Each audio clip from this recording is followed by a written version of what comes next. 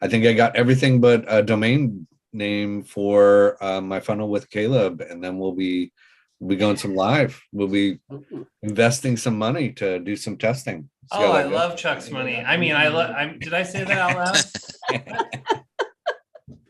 Yeah. So I got that uploaded late last night. I'm pretty excited about it. So cool. Well, you'll have to show us in the workshop call. Yes. Shameless plug.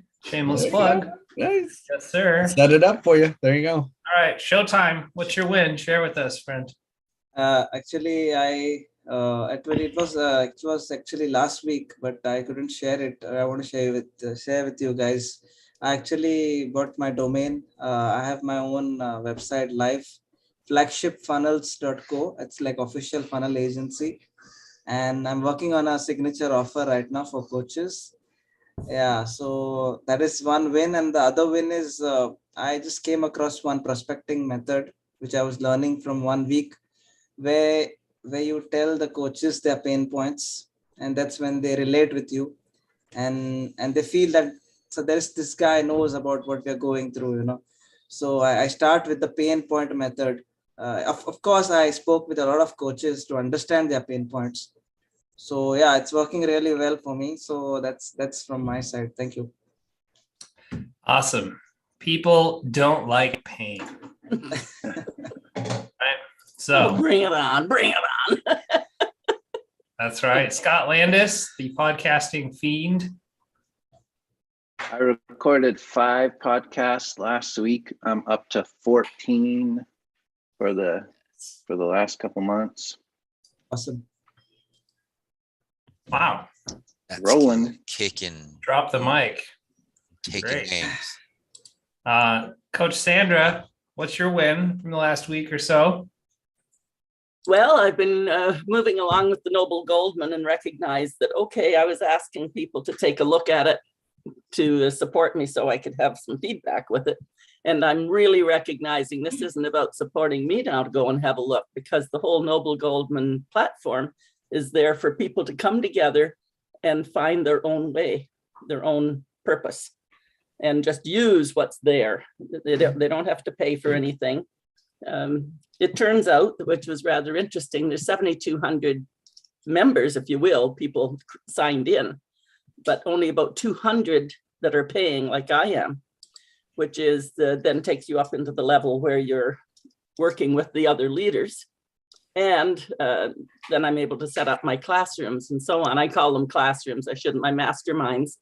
So that substitutes for me for trying to do a podcast, because for me to do a podcast and start advertising, I'm already at Noble Goldman. I've got my Mind Shift, Think and Grow Rich on Tuesday mornings, and I've just published my one for Toastmaster samplings on Thursday, 10:45.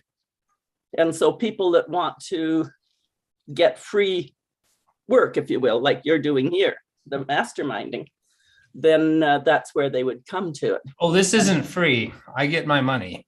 Right. But that's what I'm saying. So this but this is your masterminding value proposition, so that then people pay and go into your other products.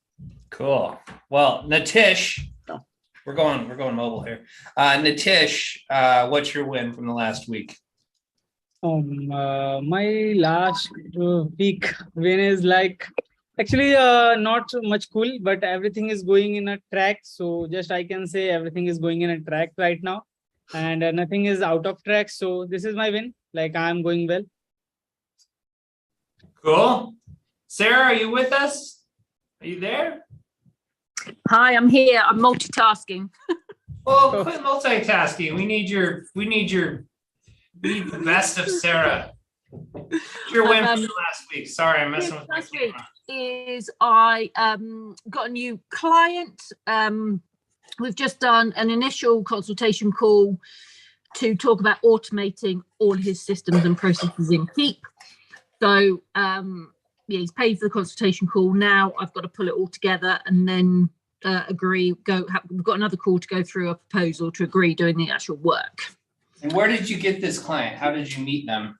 That was through my mentor, Nick, whose mastermind I attend. So I'm their go-to person for their people who need support. So I was at their mastermind meeting last week, and I just attend so that people can pick my brain if they need my help. And then if they want to work with me, they work with me separately. Amazing. So it's a lovely source of leads. That's great. Beautiful. Okay. So I've been listening to everyone's wins, and okay, let me back up. I'm writing my book. All right. Don't be so impressed. It's like 10 pages right now, but thank you, Sarah. Good work. So I'm writing my book right now, and the whole thing is on the MVM flywheel, the minimum viable marketing flywheel. And to be honest, it's a little scary when you are putting your ideas, your frameworks, your theories, if you will, out into the world, because you pretty much open yourself up for criticism, right? If I'm making a bold claim that this is how the world works, and then I publish the book, and then someone's like, that's BS, that's not how things work, right? You just stole so-and-so's idea. Maybe I did, I don't know. But it's kind of a vulnerable moment for me, all right? And because to be honest, I have not made $1 million online,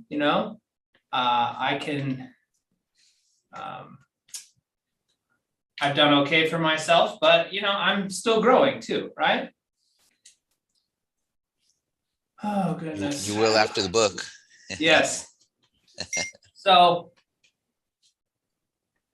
oh my gosh, sorry. I'm getting blasted from life. Okay, sorry, hold on a second. Okay, so I'm trying to validate my framework. That's what I'm trying to say. And one of my claims in the book is that the MVM flywheel was not created. I've simply observed it in nature, right? Oh, that's beautiful.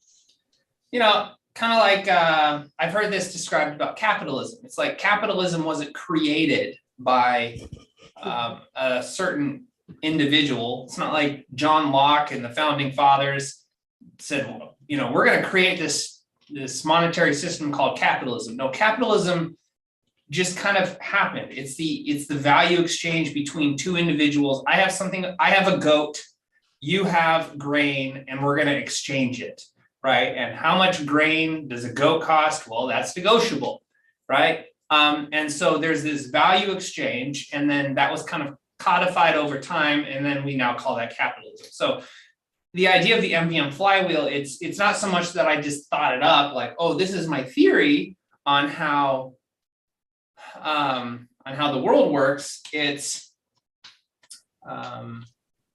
I've observed it, okay, and now I'm just putting it into words. So let me text my wife real quick. What are the initials you're using before flywheel? I'm missing that. MVM, minimum viable marketing. Sorry, minimum viable marketing. Minimum viable marketing flywheel. Minimum viable marketing. Okay.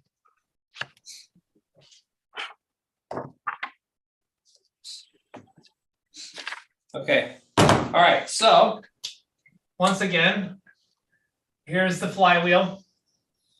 Can you see the red okay? Not really. A little light. Let's go black.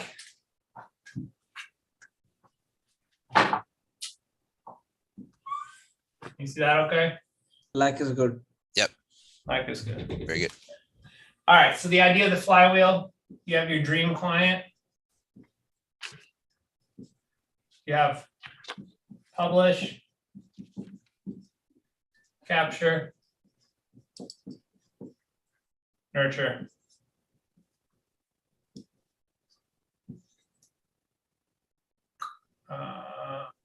I'm not good at art,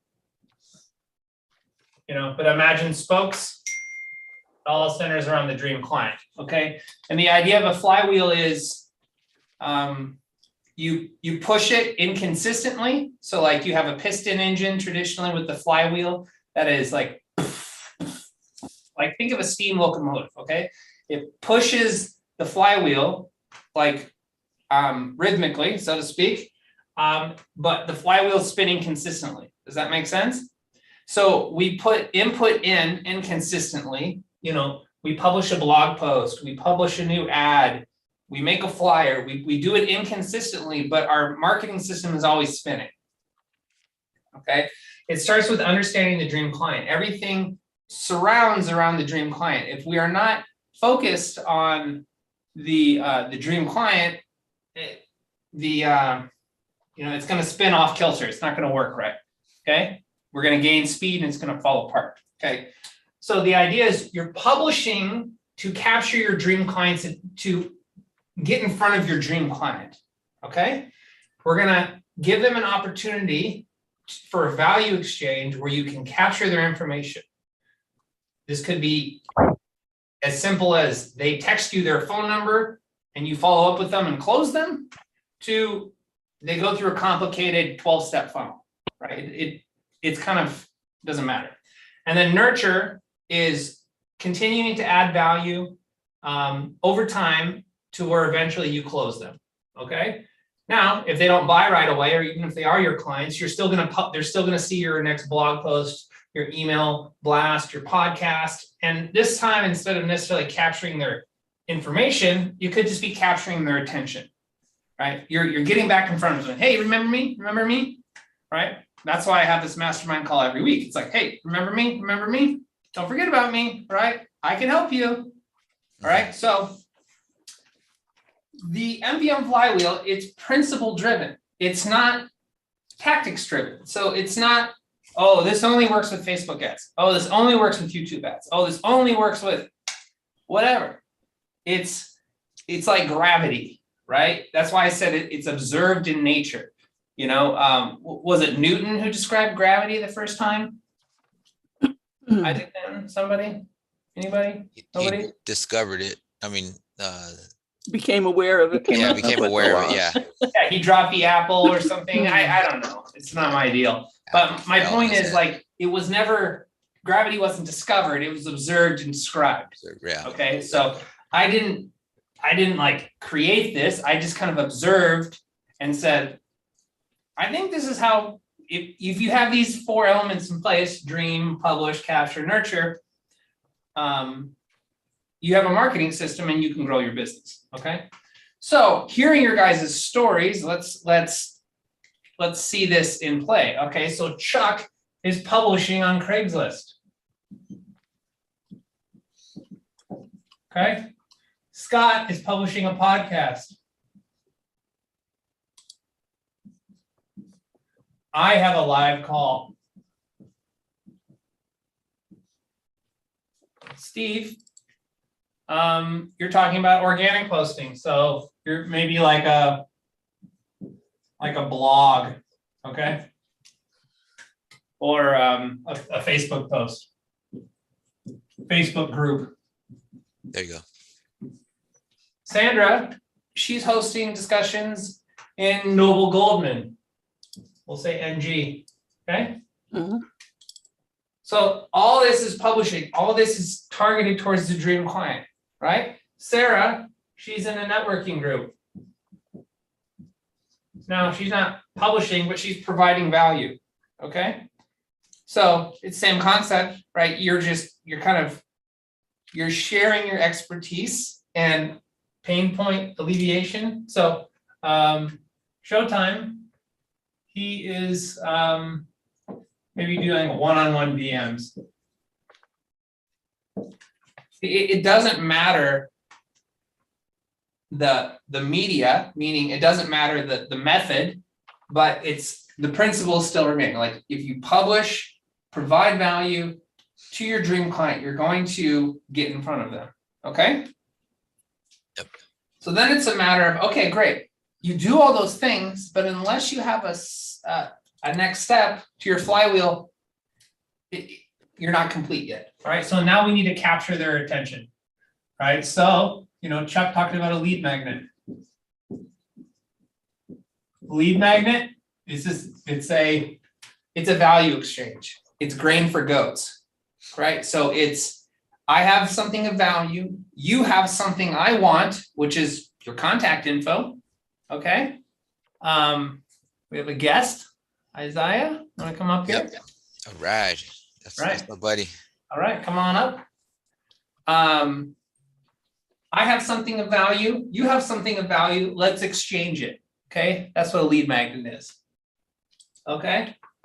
And it could be a consultation. Okay, so like Sarah's doing. Like, hey, let me give you a consultation. Let me share with you how I can help you. Hello, friend. Were you with us last week? Yep. Isaiah? Yeah, I was here. I'm coming back. I'm coming Okay, back for a good. second dose. Yes. All right, good. Coming back for a Welcome second back. dose. Welcome back. Good to see you. Like you were in like you're in a different space. So like I didn't like you were in your office last time. So Oh yeah, I'm outside. I'm outside in the garden. We got some good rain out here in Oklahoma, so I'm enjoying the weather. So I love rain. Love a yeah, good rain. yeah, two birds with one stone. Yes. Cool. All right. Well, good to see you again. All right. So let's see. Publish consultation. Scott, how are you capturing your clients' information from podcasts? Like, what's your call to action? The challenge group. All right. So it could be, let's just an experience. So this could be a challenge. It could be like an event. You'd also call this a presentation. Could be a webinar.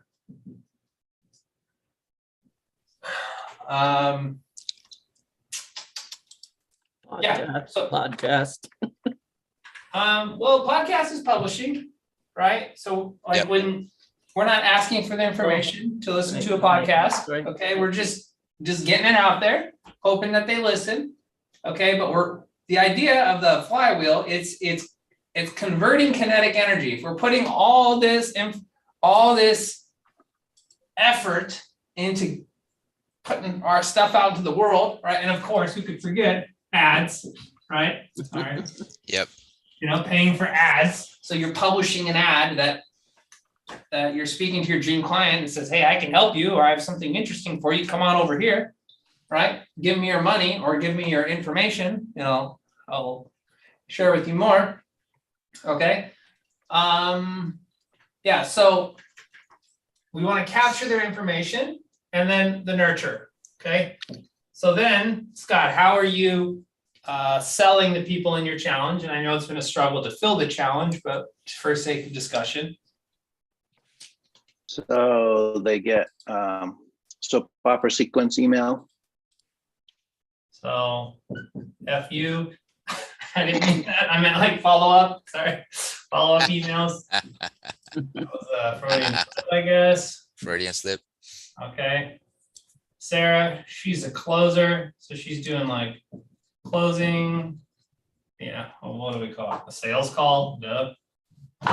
Sales call. Our boy Brandon Guthrie, he's a ninja on SMS follow-up. Yep. Okay. You know, because they listen to the podcast, maybe they're inspired to take action, to drop their information in there, and then they're gone, right? They got stuff to do, right? So we need to follow up. We need to stay top of mind, and it's okay. They can go do what they want because you're going to bring them back around that flywheel, all right? So your publishing plan needs to be geared in such a way that after you capture their information, that even if they don't buy right away, and we'll just, you know, here's our money down here, all this kind of leads to our offer, right? Whatever our offer is. You know, if they don't pull out their wallet right away, that's okay, because our publishing plan is created in such a way where they're going to see us, you're going to see them again at the live call. They're going to listen to your podcast again. They're going to see your Craigslist ad. They're going to get an email for your next blog post, right? And you're trying to capture their attention again. Okay, see how it works. So the MBM flywheel, I didn't come up with this. It was really observed in nature. Okay, so that's my point with this, and I'll just say it again, that this is a foundational principle And if you have these 4 elements in place, you now have a marketing system. And you can do it as manual as you want. You can do it as automatic as you want. You can do it as low budget, no budget as you want, or you can do it as expensive as you want. It doesn't matter. Okay. So these complicated marketing systems and like, God bless Russell Brunson, right? There's a lot of stuff in there, a lot of things to worry about. God bless Dan Kennedy. Like, there's a lot of stuff. Okay. There's nothing wrong with that. These are tactical things you can do to make your flywheel spin faster. But if you have these 4 elements in place and mapped out in some way, shape, or form, your business will grow. In the same way that if you trip, you will fall. Okay. It is like a foundational law of the earth principle. Does that make sense? Makes total sense. Love it. Okay. This could be something as simple as I like to think through these scenarios in terms of my clients because I want to help people go from where they're at to where they need to go. Dr. Jason, our beloved chiropractor, who's been coming here for a while, he's had some budgetary issues to invest in ads, right? Because we get fixated on methods, and we think, I can't market because I don't excuse. I don't have money for ads. I don't have time to start a podcast. I don't have time to dig through Facebook and do one-on-one DMs, right? I don't have time to build a Facebook group, right? I'm working 3 jobs. I don't have time to network. Have you heard these excuses before? And I'm not just talking about Jason. I'm saying like all of us, right? We all say this, okay? You know what Dr. Jason could do? Okay. His office is a stone's throw from the new Costco business, right? And if you're not familiar with Costco, well, I don't know what to say to you, but Costco business, it's huge, right? It's giant. There's thousands of people in that parking lot every single day. You could throw a rock from his office and hit there. And I said, Jason, why don't we make flyers and flyer the parking lot of Costco? Seriously. These people are close. They have money. They're going to Costco business, right? Maybe they're business owners. They're proximity. And they're probably throwing their backs out, lugging and putting all that stuff back in the car. Yes, and you can make Those your carts ad, are you can make huge. the flyer funny. Give them a Costco discount. Did you tweak your back I like loading that. that full-size lamb into your vehicle? Because The literally Costco there's discount, lamb yes. carcasses there. Costco shopper discount. Right. Here's the offer. It's a free hot dog, and Cairo adjustment. I'm being silly, of course, but it's just something like super simple that catches people's attention. And it costs what? 3 cents a copy at FedEx. Okay. Nurture. So they can put their email in to get this free coupon, and then it's an email follow-up. Do you think that would cost any money? Barely. No. Okay. Foundational principle, right? His dream client is a local individual. It's a regional adult, right? People go into that spot. They more often than not probably check that box. Okay. So I just want to challenge you. If you find yourself saying, I can't, in regards to marketing, take a step back and think, what is the principle here? I need to be addressing these principles. And if I do so, my business will grow. To that That's point, beautiful. That's beautiful. You've really nailed it to simplicity. Well, it got a little complicated with all Well, this. no, it didn't. But I mean, it's just a little tough to get it all on the board. But you take that and do it up in the smaller print in a handout. There's your lead magnet. Now they're going to need help to interpret it. Yeah, it's being designed by Nitish. So I actually need to Nice, leave. Nitish. Let me switch my cameras here. Thanks, Showtime. Okay. So to further illustrate, I had this epiphany that the MVM flywheel is observed in nature when I was starting to put things together for my book. Okay. And has anyone heard of the internet Wayback Machine? Anybody? No? Internet what? The Wayback Machine, Internet Archive. Nope.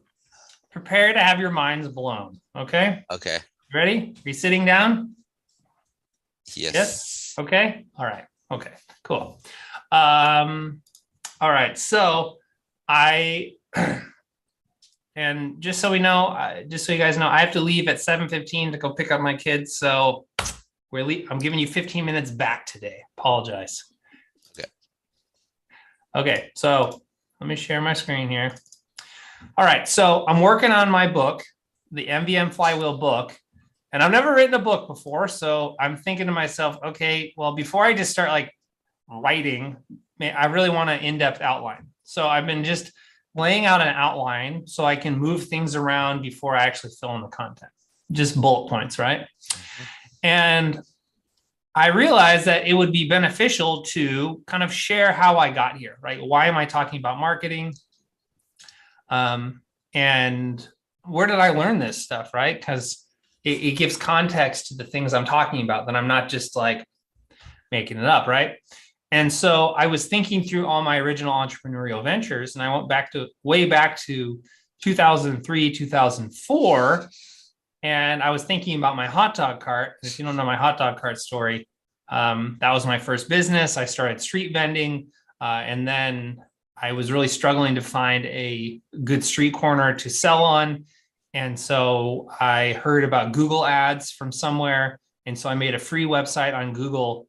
It was called Google Pages, but Google Sites. And once I got that ad live, I had my first customer the next day. And I went from relative obscurity to I catered on Stanford, Apple, TiVo, Fortune 500 companies in downtown San Francisco. And I was 20 years old, right?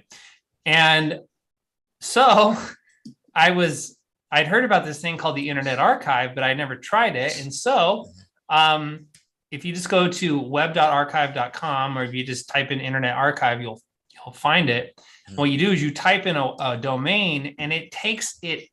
I don't know how long it's been around, but it's been taking, they're not just screenshots, they're actually clickable websites. Really? Like saves of websites from, I don't know, the early 2000s. And so I found my old Dog This website. And for some reason, my logo, so this was my logo, and this was a picture of me with the hot dog cart. It didn't load, but you can see, let me zoom in a little bit. So this is my landing page. This is my headline. Over 18,000 people served. No joke. That was. Sounds like Caleb. I know. I'm seeing myself in this web page. Okay. And I just put this is before Google reviews, I guess. I literally just put testimonial emails on the homepage.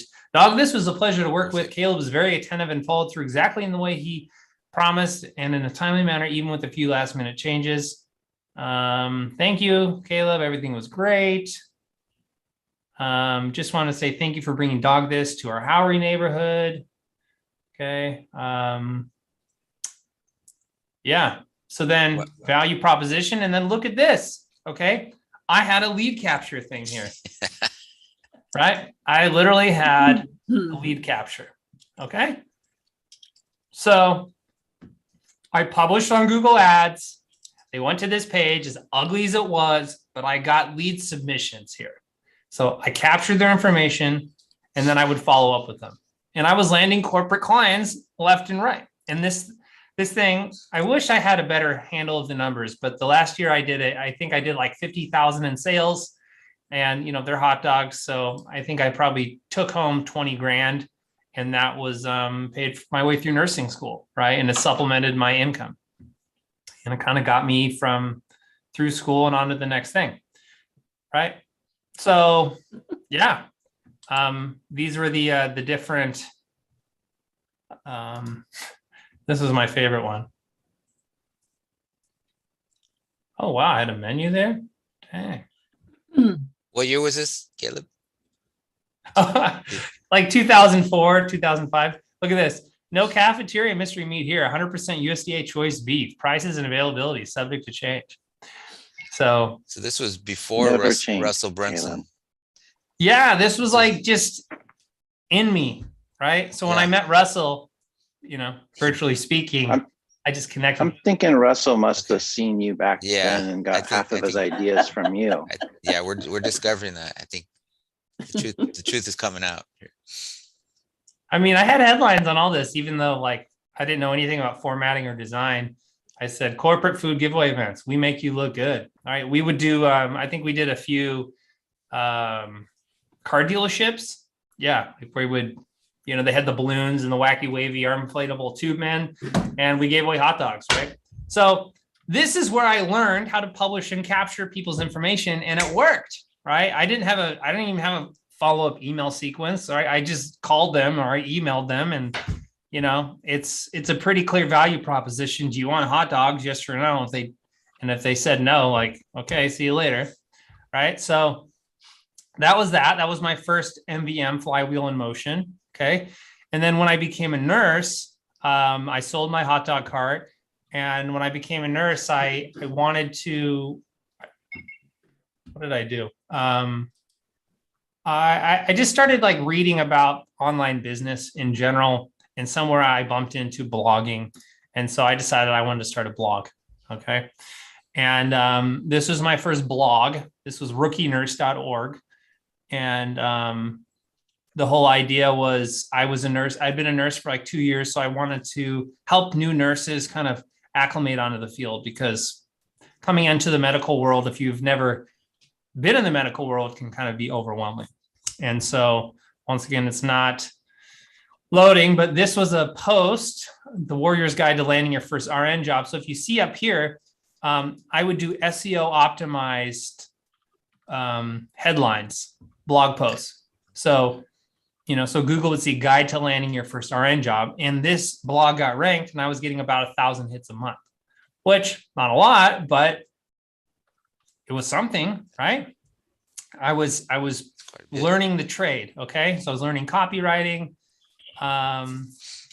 And yeah, so that's me. Hi, my name is Caleb Christensen, RN. I'm a bona fide med-surg nurse with 2 years of experience. I found a rookie nurse to save new nurses time and trouble as they enter the wild world of nursing. Tell me what you think about the post I write in the comments.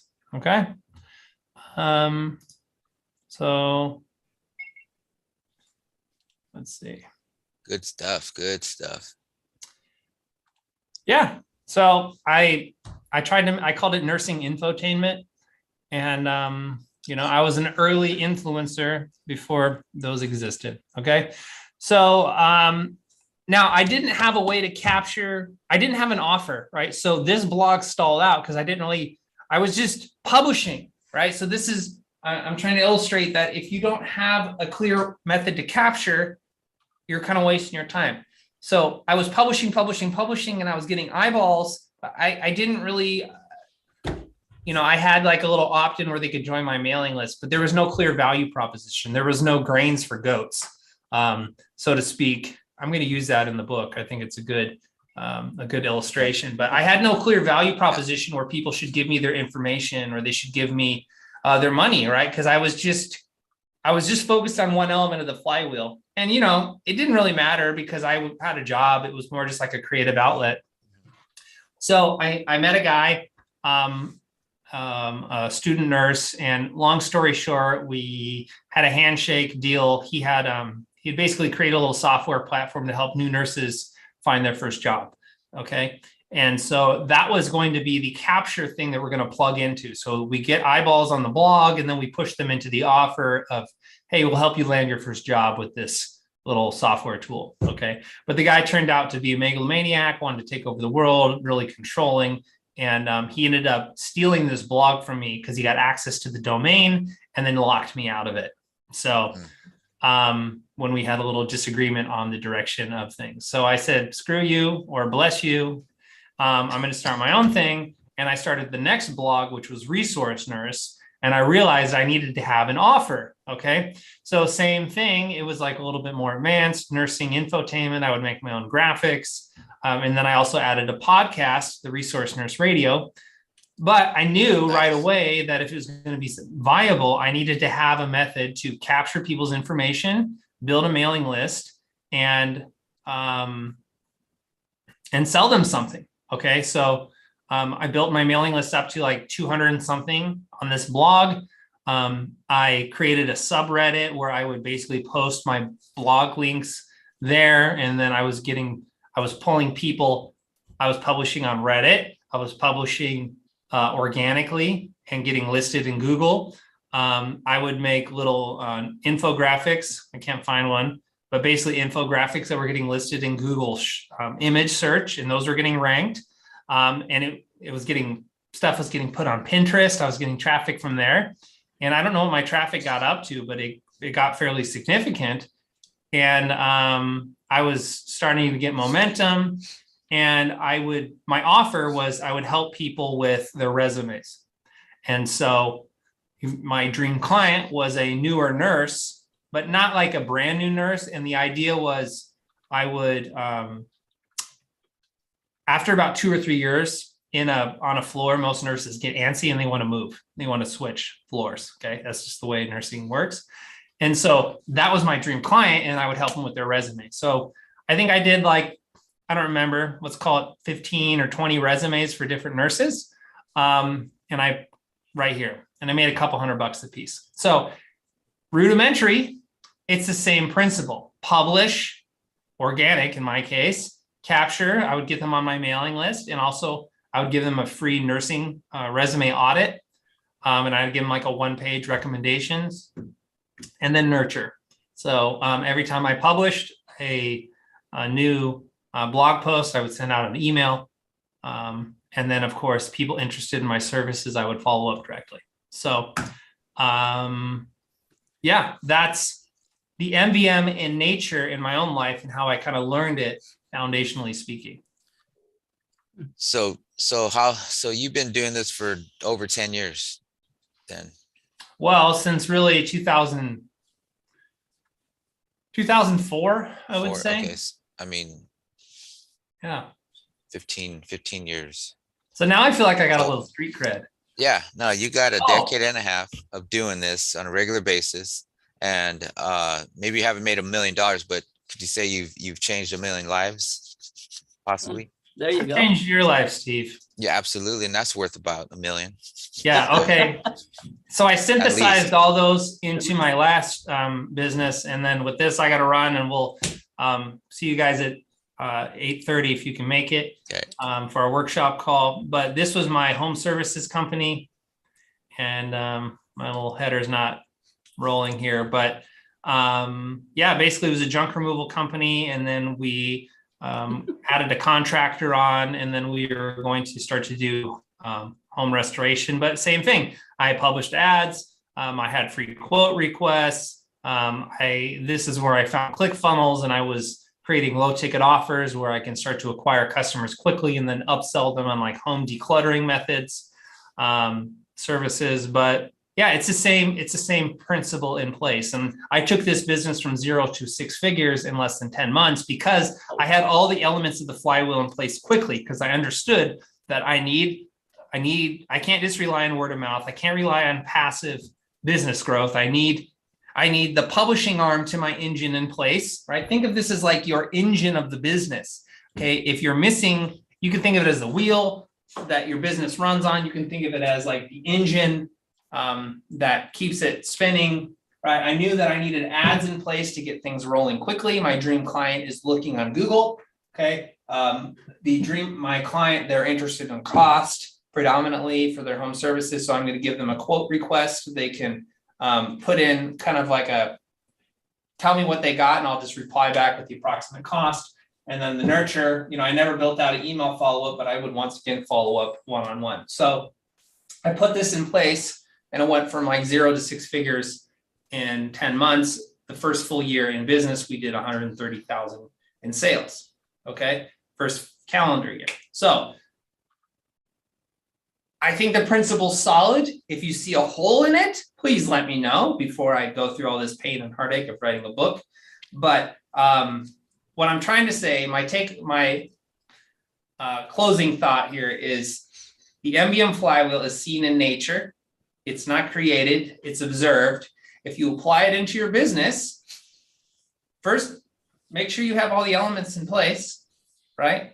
Maybe you have a website with a capture, but you're really not doing anything to get people into it other than like passive word of mouth, right? If you add on to this publishing and you already have this other thing in place, man, your business is going to scale quickly, right?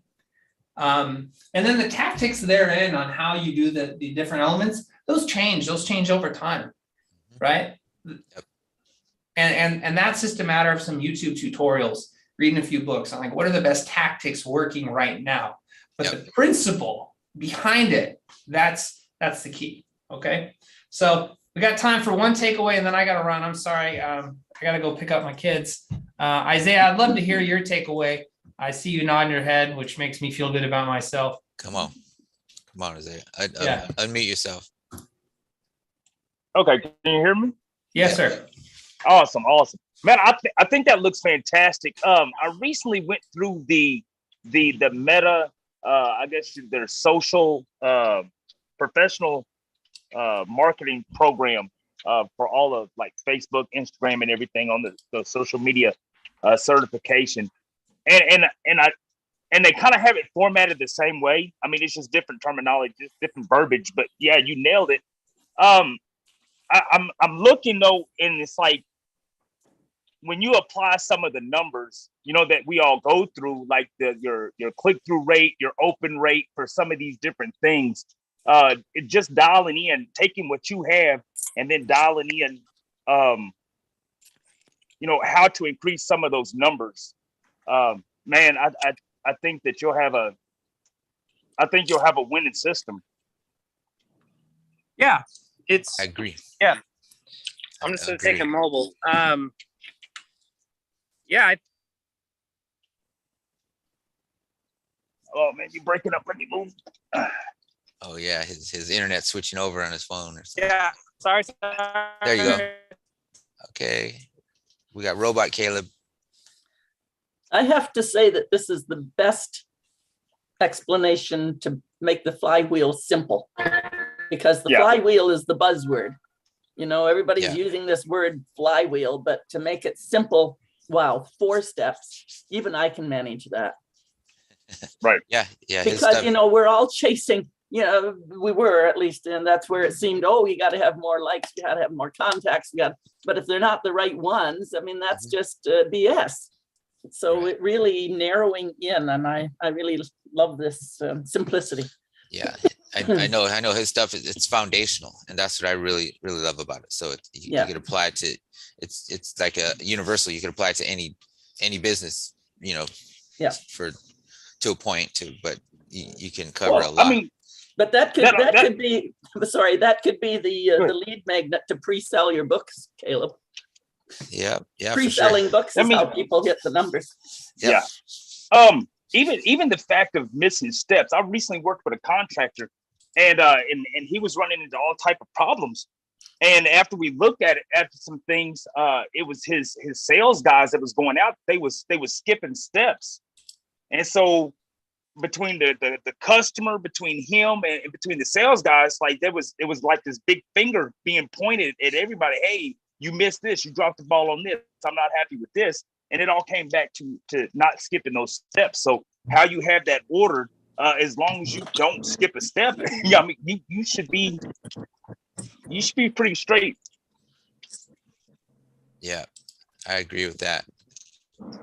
And now one question I would ask, okay, so from the posting, so one question I would ask is like from the posting, like let's say for instance you're posting a blog post, so you're doing your posting, and now with that, would you want to have a call to action on every single post? And the reason I asked it is because it's kind of like in some instances, are we numbing the audience that we have in front of us with the same formatted information?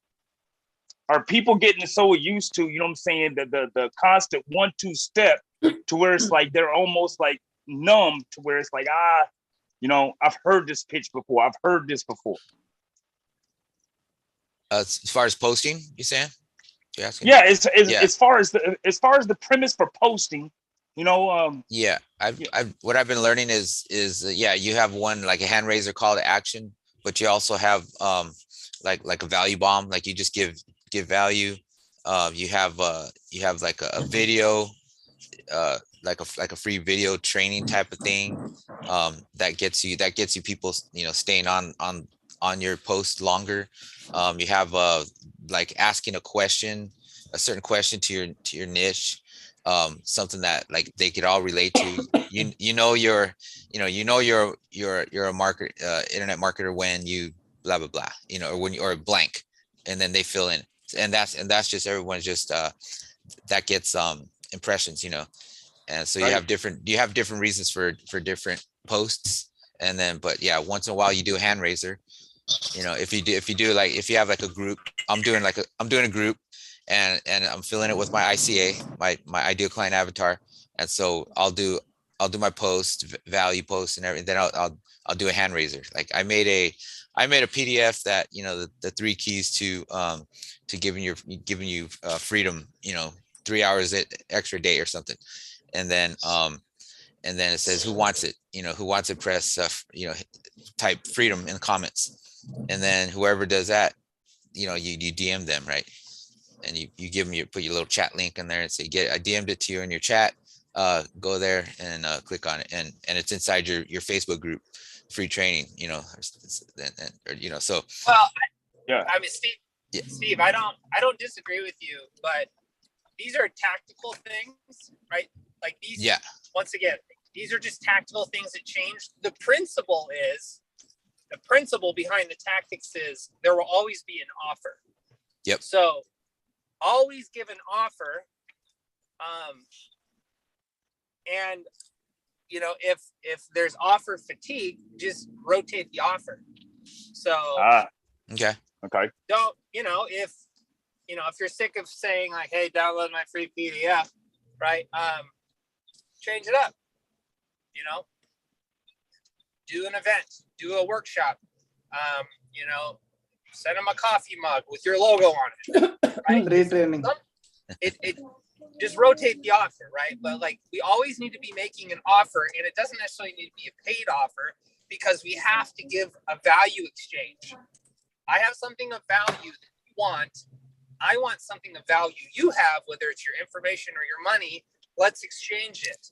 All right. And that's how you're gonna capture their information, so you can follow up, or you can get them, you can nurture them to a close. Because if they're just listening to your podcast, they're just out there in the ether, if they're just showing up to your live streams or reading your blog post, how are you going to get their wallet? I mean, really think about it.